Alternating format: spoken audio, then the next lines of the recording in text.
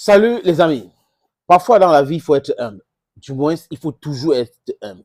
Rester humble. But do not sell your birthright. Ça veut dire, les gens ne doivent pas vous prendre pour 5 francs. Parce que vous êtes humble, tout le monde veut vous piétiner. Les Africains ont été toujours comme ça. Mais aujourd'hui, le paradigme a changé.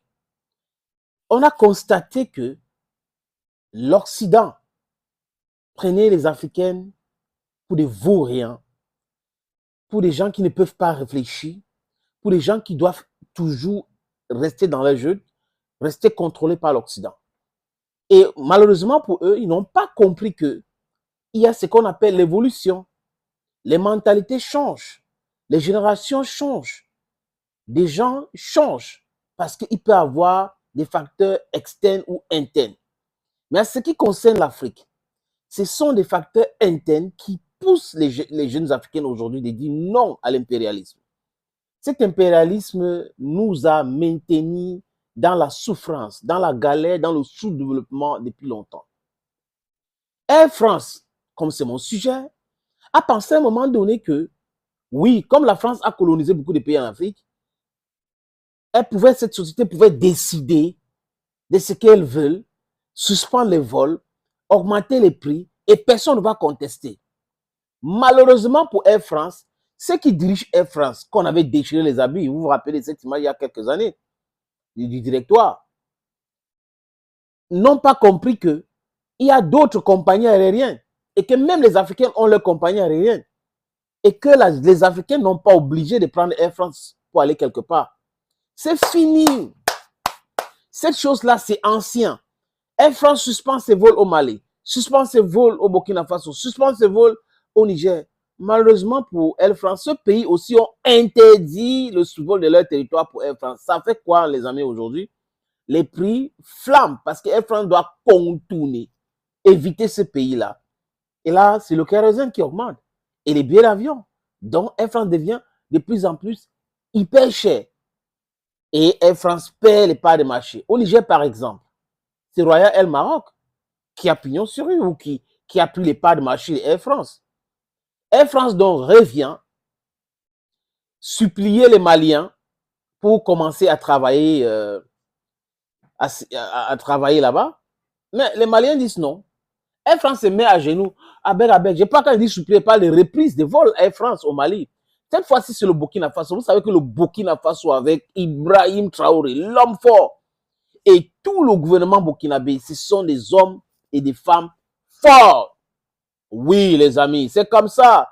Il faut vous faire respecter. Si les gens vous manquent de respect, il faut les manquer de respect 1000 fois. Et c'est là où Air France donc a compris aujourd'hui que sans l'Afrique, cette société ne va pas exister.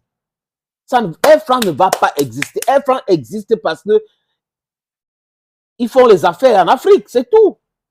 Enlever l'Afrique sur les zones où Air France travaille, vous allez constater que ils vont fermer ça. Et ils vont fermer Air France. Pardon, nous voulons reprendre le vol Air France au Burkina Faso. Franchement, nous sommes désolés. Ils sont entrés en négociation au Mali. Au Niger, ça ne donne pas. Au Burkina maintenant, les amis. Et le pays des hommes intègres. Le pays des hommes intègres, les amis. C'est ça.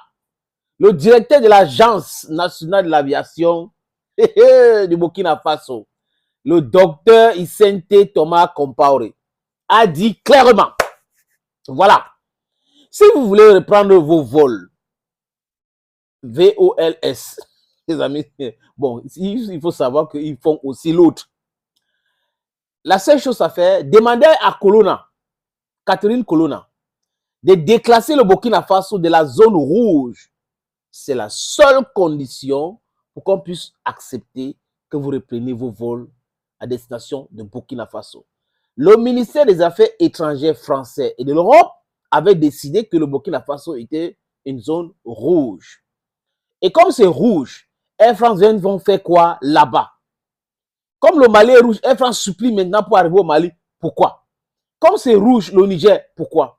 Comprenez donc maintenant que, oui, ils ont rencontré les hommes, des vrais hommes, qui les disent la vérité.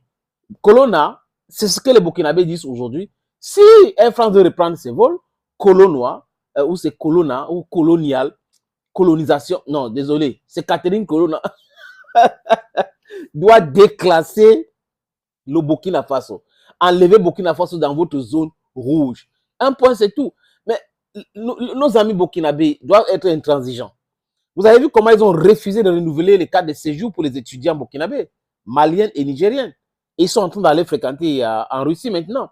Vous voyez comment ils refusent les visas systématiquement à tous les burkinabés, à tous les maliens et les nigériens.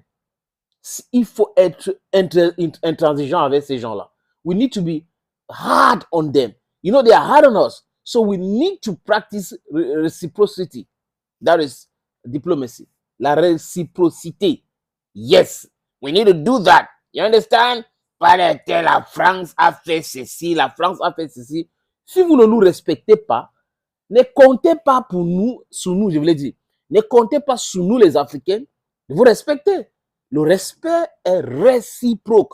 Donc, la France respecte les pays africains et les pays africains respectent la France. Anything other than that, c'est le manquement de respect à outrance, les amis.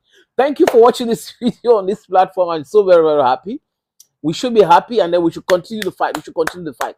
We need one passport in Africa, one army in Africa, one currency in Africa, no borders in Africa. That is what we are fighting for in Africa. We are not fighting for one leader or one, I don't know. We're not fighting for them.